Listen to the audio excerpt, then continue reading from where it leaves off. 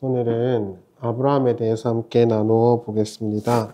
그 아브라함이란 인물은 믿음의 조상으로 알려진 인물이고 기독교뿐만 아니라 유대교와 이슬람에서도 지대한 영향을 미치고 있는 사람이죠. 너무 많이 들어보셨을 법한 인물이긴 한데요.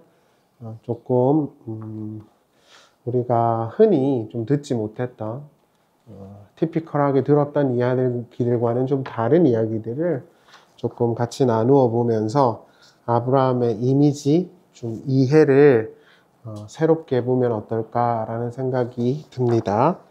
아브라함이란 인물을 처음 딱 들으면 떠오르는 단어가 순종과 믿음일 것 같아요.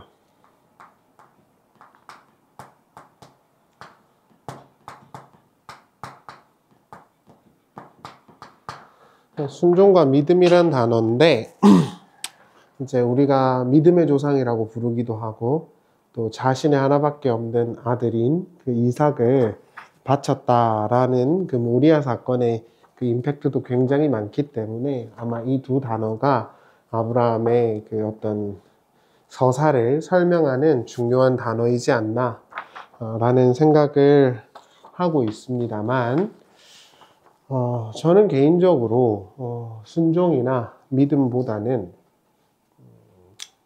순례자라고 생각을 합니다. 말이 좋아 순례자지 어떻게 보면은 방랑자라고 할 수 있겠죠. 그러니까 사실 세상 사람들을 눈으로 봤을 때는 그냥 떠돌이다 이 말입니다. 그래서 노마디즘이라고 해서 유목민스러운 생활 양식을 아브라함이 계속 가져가게 되거든요. 그리고 아브라함의 어떤 신앙의 핵심은 믿음과 순종이라기보다는 떠남에 있지 않나라는 생각을 사실 조금 저는 많이 하고 있어요. 믿음과 순종과 믿음 이런 단어들을 통해 가지고 아브라함을 설명하면 아브라함이 뭔가 우리와는 다른 어떤 질적의 존재인 것 같이 느껴질 수 있는데 사실 그렇지 않고 우리보다 더 비겁하고 쪼다스러운 면도 많고요. 그렇다고 해서 아브라함이 굉장히 순종적이고 믿음을 보인 것도 아니에요. 그러니까 이런 단어들은 좀 머릿속에서 지워주시고 이렇게 순례자라는 단어로 아브라함을 정리하면 어떨까라는 생각이 조금 많이 들었습니다. 일례로 아브라함은 자신의 아내를 보호해주지도 않았고요. 사라에게서 나올 이삭을 기다린 것도 아니죠. 그래서 꾀를 내서 이스마엘을 낳게 되지 않습니까? 그런저런 실수들도 많이 있고 실망도 많고 그냥 우리처럼 보통 사람이다. 그렇지만 아브라함이 믿음의 어떤 대표적인 그 성격을 갖게 되는 것은 그의 서사에서 모든 신자들이 살아갈 수밖에 없는 삶의 양식이 드러나고 있기 때문이다 라고 보시면 될 것 같아요. 그것은 순례자라는 것입니다. 창세기 12장 1절을 보시죠. 주님께서 아브라함에게 말씀하셨다. 너는 내가 살고 있는 땅과 내가 난 곳과 너의 아버지의 집을 떠나서 내가 보여주는 땅으로 가라. 명령법이에요. 여기서 보시면 하나님이 갑자기 나타나서 아브라함한테 떠나라 라고 명령을 했어요. 여러분들이라면 어떨 것 같으세요? 나를 편안하게 해주는 곳, 내 아버지가 있는 곳, 내 친척이 있는 곳. 나한테 있어서 컴포트 존이잖아요. 편안함을 주는 곳. 이제 거기를 떠나라고 지금 말하는 거예요. 현대사회에서도 쉽지 않겠죠. 그리고 아브라함이 살았던 도시들이 메소포타미아와 하란인데 지금 우리나라로 따지면 서울과 부산이거든요. 그러니까 모든 인프라 시설이 구축되어 있는 곳이었을 거란 말입니다.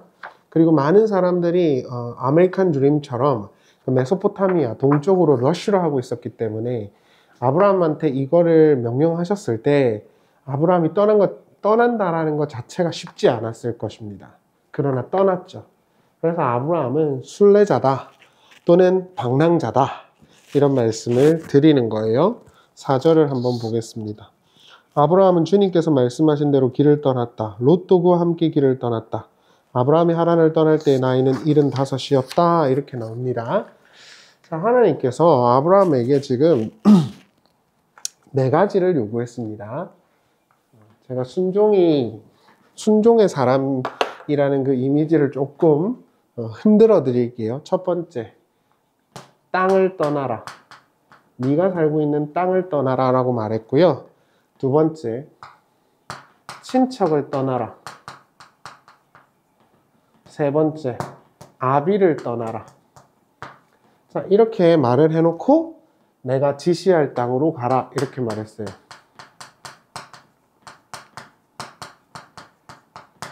자, 이 네 개 중에 아브라함이 지킨 게 몇 개냐? 사실은 하나입니다. 뭐예요? 내가 살고 있는 땅을 떠나라. 이걸 지켰어요. 근데 친척, 롯 데리고 갔죠. 처음 떠날 때 아버지 데라랑 같이 갑니다. 그 다음에 지시할 땅이 아니라 하란으로 간단 말이죠. 그리고 지시할 땅이라고 하는 것도 딱 명시가 되어 있지도 않고요. 그러니까 여기서 지킨 건 1번 요구밖에 없어요. 1번. 나머지는 사실 하나도 지키지를 않았습니다. 아까 4절에서 보시면 알겠지만 조카 롯과 함께 갔거든요. 그럼 아버지 데라랑 같이 갔다는 말이 있느냐? 당연히 있습니다. 근데 여러분들이 티피컬하게 들어보지 않았을 내용이죠.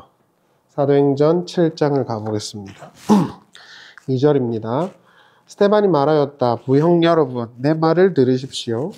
우리 조상 아브라함이 하란에 거주하기 전에 아직 메소포타미아에 있을 때에 영광의 하나님이 그에게 나타나셔서 말씀하시기를 너는 내 고향과 친척을 떠나서 어디든지 내가 지시하는 땅으로 가거라 하셨습니다.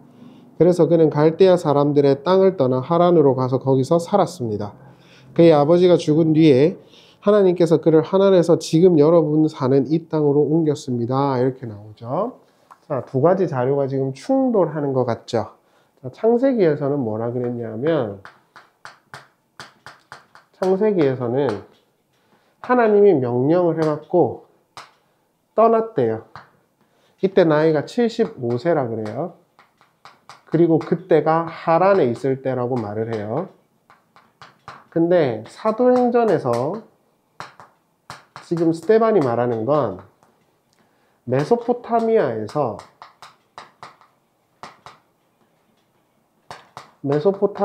하나님이 나타나갖고 말씀을 하시고 그 뒤로 하란에 정착을 하고요. 하란에서 자기의 아빠 데라가 죽고 난 다음에 그때 떠났다고 말해요. 자, 그러면 자료가 지금 상충하죠. 맞죠? 자, 창세기에서는 75세에 하란에서 떠났다 이렇게 말을 하는데 스데반은 뭐라 그러냐면 메소포타미아에서 하나님께서 나타나셔서 말씀을 하시고 그쵸? 그 다음으로 하란으로 아버지랑 같이 갔다가 아버지가 사망한 이후에 가나안으로 갔다 그래요. 자, 그러니까 이 두 지금 서술이 약간 다른 겁니다. 이런 것 때문에 이제 문서비평이라는 어떤 신학적인 그런 신학의 범주가 나온 건데 사실은 이렇게 보시는 게 좋을 것 같아요. 두 가지가 있는데요. 그냥 이 과정 있죠. 사도행전에서 서술하는 이 과정을 그냥 창세기는 하나의 과정으로 지금 설명하고 있다고 볼 수도 있고요. 두 번째는 원래 살던 갈대아 우르에서 하나님께서 말씀하셨고 두 번째 하란 때 말씀을 하셨는데 창세기에 기록된 건 이 하란의 때지 않느냐라고 볼 수도 있는 거예요. 그러나 중요한 건 두 가지인데 자기 아버지랑 같이 떠났다는 거 두 번째는 하나님께서 그를 계속 가르치시고 말씀하셔서 그가 이동하고 있다라는 거. 이 두 가지가 중요한 거예요. 성경이 이렇게 있으니까 틀린 거 아니냐 이렇게 말하는 건 굉장히 멍청한 사고죠. 따라서 아브라함의 신앙이 가진 중요한 의미는 그가 순례자였다라는 거예요. 근데 아까 그 지시할 땅 이거에 대해서 제가 말씀을 드렸는데 이 지시하다라는 땅이 지시하다라는 게 보다 이런 뜻이거든요. 네가 보게 될 땅이라 이렇게 돼 있어요. 근데 하나님께서 땅을 보여주셨냐? 이거 안 보여주십니다. 이게 이제 우리가 봐야 되는 지점이에요. 하나님이 내가 너한테 지시할 땅으로 가라 이렇게 말을 한다 그러죠. 그러면은 지시할 땅을 정해주셔야 되잖아요. 근데 안 정해줘요. 그러니까 아브라함은 여기저기 돌아다녔습니다. 하나님이 지시할 땅이 어딘지를 찾아서. 그래서 순례자요 방랑자라고 말씀드리는 거예요. 창세기 20장 13절을 보세요. 하나님이 나를 아버지 집에서 떠나서 여러 나라로 두루 다니게 하실 때 내가 내 아내에게 부탁한 말이 있습니다.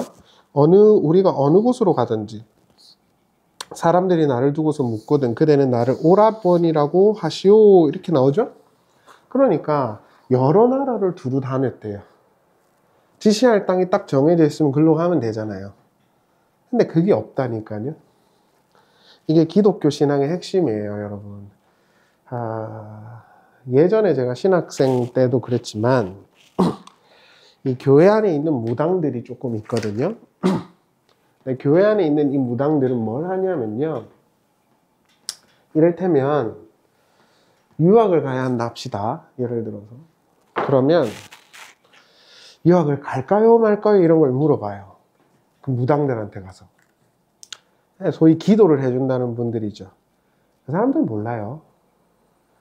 근데 이제 기도를 하다 보니까 하나님이 이렇게 말씀하시는 것 같아. 그래서 말하는 거예요. 그러니까 대부분 다 그래요. 저한테 옛날에 어떤 분은 뭐 하나님이 어쩌고 저쩌고 뭐 저를 뭐 어쩌고 저쩌고 한다고 막 이런 분도 있거든요. 이렇게 잘 들어보다 보면은 저한테 대한 불만이 있어요. 그래가지고 막 기도를 하다가 뭔가 들은 것 같아. 그런 류의 것이에요. 아브라함이 보여주는 신앙의 핵심은요, 그런 식이 아닙니다. 뭐 예를 들어서 이 남자랑 결혼할까요? 이 여자랑 결혼할까요? 그런 거 기도하는 사람들한테 가서 왜 물어봅니까? 그런 거 말 안 해요. 하나님은. 하나님 말씀하시던데요? 그 무당들이나 그런 거라니까요. 기독교 신앙은 그렇게 점치기식이 아닙니다. 제가 교회 안에서 죽을 때까지 하지 않을 문화가 하나 있는데 그게 새해가 되면 오늘의 말씀이라고 뽑는 거 있죠. 저는 죽을 때까지 할 일이 없어요. 그게 뭐 하는 짓이에요? 하나님께서 그럼 그 해에만 그거에 관한 말씀을 딱 주십니까? 그런 식으로 무당스럽게 기독교회를 끌고 가는 거. 그러니까 기독교회가 무당들이랑 친한 거예요. 아브라함의 신앙에서는 그런 게 없습니다. 아브라함은 그렇게 말해주지 않아요. 하나님이. 아브라함아 가나안으로 가라 이런 말 없습니다. 그러니까 아브라함은 여기저기 또 돌아다녀요. 그러면서 가다 보니까 하나님이 지시한 땅으로 가 있네 이렇게 되는 거예요. 우리도 마찬가지입니다. 우리의 삶이라는 게 하나님을 믿는다 해서 75세에 너는 이렇게 될 거고 60세에 이렇게 될 거니까 이런 선택을 해라 이런 게 없다고요. 그런 거를 자꾸 바라고 기도 받으러 다니지 마세요. 그리고 헌금 찔러주고 그리고 돈 받지 마시고 기도해 주시고. 무당들이 하는 짓거리를 하고 있습니까? 율법에서는 돌 맞아 죽을 일인데. 히브리서 11장 8절을 보실래요? 믿음으로 아브라함은 부르심을 받을 때 순종하고 장차 자기 몫으로 받을 땅을 향해 나갔습니다. 그런데 그는 어디로 가는지를 알지 못했지만 떠난 것입니다. 이렇게 나오잖아요. 아브라함의 믿음의 뭐라 해야 될까요? 울림은요. 아브라함이 뭔가 대단히 다 알고 내비게이트해서 가는 게 아니라 몰라요. 자기 인생을. 내일 일은 난 몰라요예요. 그런데 가다 보니까 하나님께서 그를 그렇게 인도하셨더라는 거예요. 그 모든 과정에 하나님이 개입하고 있더라는 거예요. 그리고 하나님께서 처음 아브라함에게 약속한 대로 되었고요. 이게 우리가 믿는 하나님에 대한 성경의 서술이고 우린 그렇게 아브라함을 통해서 역사하셨던 하나님이 지금도 살아계시다고 믿고 그분을 따라가는 것이죠. 그래서 아브라함을 믿음의 조상이라고 부른다 하면 저도 100% 동의해요. 영웅이 아니란 말입니다. 그런데 아브라함이 하나님의 말씀을 듣고 떠나게 된 이유는 뭘까요? 고난 때문인데 창세기 11장 27절 한번 보시죠. 데라의 족보는 이러하니라. 데라는 아브라함과 나홀과 하란을 낳고 하란은 롯을 낳았으며 하란은 그 아비 데라보다 먼저 고향 갈대아인의 우르에서 죽었더라. 아브라함과 나홀이 장가를 들었으니 아브라함의 아내 이름은 사레며 나홀의 아내의 이름은 밀가니 하란의 딸이요 하란은 밀가의 아버지이며 또 이스가의 아버지더라. 사레는 임신하지 못함으로 자식이 없었더라. 이렇게 나오죠. 자, 데라 족보가 나오는데 데라 족보의 첫 번째 아브라함입니다. 자, 이때 당시만 해도 이 사회는 부족 사회거든요. 씨족 사회예요. 그래서 장자에게는 반드시 뭐가 필요하죠? 아들이 필요합니다. 유업을 이어줘야 되거든요. 근데 아브라함한테 자식이 없었다 그래요. 이거는 지금처럼 그런 문제가 아니라 신에게 저주를 받았다라는 걸 말하는 거예요. 신이 저 집을 쳤다 이렇게 이해했단 말입니다. 그런데 하나님께서 나타나서 내게 지시할 땅으로 가라 이렇게 말을 하는 거예요. 그러니까 하나님이 저기 멀리 있다가 나를 치신 게 아니라 나에게 찾아오셔서 나와 역사하셨네 라고 이해를 했겠죠. 아브라함은요. 그래서 이동을 하게 된 겁니다. 사실 인과관계는 그렇게밖에 우리가 추론할 수밖에 없죠. 대부분의 신자들은 고난과 연단, 어려움을 통해 주로 이동하는 삶을 살게 됩니다. 사실 꿈에 나타나셔갖고 하나님이 너 저리로 가라. 그러면 네 사업 대박 날 거다. 이렇게 말하지를 않으신다고요. 그거를 봤다, 들었다, 뭐 어디로 가라, 들었다. 그렇습니다. 좀 이상한 거죠, 그건. 물론 하나님이 특별하게 역사하실 수 있죠. 저도 그런 경험들이 많이 있어요. 그렇지만 기독교회에서 보여주는 정통적이고 아주 굳건하게 우리가 따라가야 하는 건 그런 문화와 반대되는 지점이에요. 알지도 못하고 어떻게 해야 될지도 모르고. 그렇지만 나에게 어려움이 있고 괴로움이 있다가 보니까 이동하는 거죠. 야곱이 베들로 갈 때에도 불우한 일을 겪게 되면서 이동하게 되잖아요. 똑같은 이야기입니다. 아브라함이 승승장구해가지고 확장해가지고 이동하는 게 아니라 어려움과 몰림과 상강이 있어가지고 이동을 계속하게 해왔던 거예요. 그리고 그렇게 가다 보니까 헤브론이네? 하나님과 함께하는 친구네? 라는 평가를 들은 것이죠. 저도 목회를 하면서 인천에서 수원에서도 한 두세 번 정도를 이사를 했어요. 근데 교회가 커지고 확장돼가지고 이사를 한 건 아니고 대부분 어렵고 힘든 일, 집주인이 저한테 보증금을 1,000만 원 더 올려달라든지 아니면은 사람들 간에 트러블이 생겼다든지 그래서 그냥 어쩔 수 없이 이리저리 끌려오다 보니까 여기까지 온 거예요. 그리고 지금도 사실은 이제 우리 지금 몇 명 안 되지만 우리와 함께 하시는 분들을 보면 사실 수원에 있을 만한 이유가 없어요. 교회당이. 그러다 보니까 이제 예배 드리는 곳을 조금 더 카페나 조금 더 괜찮은 곳으로 이동을 해가지고 새롭게 시작을 해볼까 하는 거고 그걸 위해서 이제 저는 기도하고 또 돈도 모으고 있거든요. 근데 만약에 제가 너무 좋았어, 잘 됐어요. 그러면 떠나려고 할까요? 하나님이 너 이렇게 가야 해 라고 말했을 때 그게 들릴까요? 당연히 안 들리겠죠. 그쵸? 그러니까 저는 목회를 지금도 10년 동안 하고 있는데 매일매일 기도해요. 하나님 이거 내 길 아닌 거 아니에요? 이렇게 해요. 아니 내 길인데 어떻게 이렇게 고생만 직살나게 합니까? 사람들도 꼭 이렇게 사람들과 트러블 생기는 것도 너무 힘들고 나 진짜 이거 내 길 아닌 것 같아요. 이걸 정말 하나님께 많이 기도를 해요. 아직도 확신이 없어요. 저희 학생들이 저한테 그런 이야기를 하거든요. 선생님 저는 꿈이 없어요. 어떡하죠? 대학교 가야 되는데 어떻게 하죠? 제가 그런 이야기를 합니다. 나도 목사가 꿈인 줄 알고 거기만 보고 달렸는데 이게 내 꿈 아니더라 그래요. 우리가 요지는 이건 내 꿈이야, 이건 내 비전이야 하고 가는 것도 흔들리게 나름입니다. 흔들릴 수밖에 없어요. 그러나 그 흔들림과 어려움 속에서도 하나님 아버지의 친구가 되게 하시는 분이 하나님이시기 때문에 그분을 믿는 것이지 우리 하나님이 나타나서 너 이루려고 하면 모든 장애물 피해 갈 거고 사업도 잘 될 테니까 여기로 가라. 이렇게 이동하다가 기도하다가 저기가 보여서 저기로 가면서 장사가 잘 될 것 같아. 그런 거 없다고요. 우리가 한 가지 아브라함을 통해서 알 수 있는 건 방황하고 실패하고 이리저리 또 돌아다녔지만 그가 결국 하나님의 뜻 안에서 하나님의 친구가 되는 헤브론으로 갔다는 것이 중요한 것입니다. 그리고 성경을 통해서 우리에게 하나님은 그걸 약속하는 거고요. 너가 이리저리 여러저러 나라 다닐 수 있지만 결국 헤브론일 것이야. 나와 함께하는 그곳 말이야. 이렇게 창세기 12장 4절을 읽어드리겠습니다. 아브라함은 주님께서 말씀하신 대로 길을 떠났다. 롯도 그와 함께 길을 떠났다. 아브라함이 하란을 떠날 때의 나이는 75이었다. 이렇게 나오거든요. 여기서 전반부만 히브리어로 읽어드릴게요. 바이 엘레크 아브람. 엘레크는 할라크의 형태라고 보시면 돼요. 걷다예요. 아브람이 갔다. 카세르, after 이런 뜻이고요. 딥베르는 다바르예요. 말씀하시다예요. 엘라브, 엘은 원래 향하여 이런 뜻입니다. 아두나 이렇게 나와요. 근데 이제 이거를 한글 개역 성경은 주 여호와의 말씀을 쫓아 이렇게 돼 있는데 세 번역은 말씀하신 대로 길을 떠났다 뭐 이렇게 나와요. 저는 이 구문을 아직 히브리어가 능통하지 않아서 그런지 모르겠지만 잘 해석이 안 돼요. 그런데 한 가지 분명한 건 여호와의 말씀, 명사적 개념이 아니라 이게 히브리어로 보면 딥베르인데 딥베르가 다바르의 능동 강조 형태예요. 동사란 말입니다.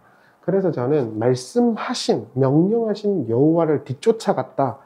이렇게 이해하고 있습니다. 뭔 차이냐? 말씀은 개념이죠. 말씀하시다는 동사, 행위죠. 히브리어는 원래 동사부터 시작돼요. 역동적인 언어입니다.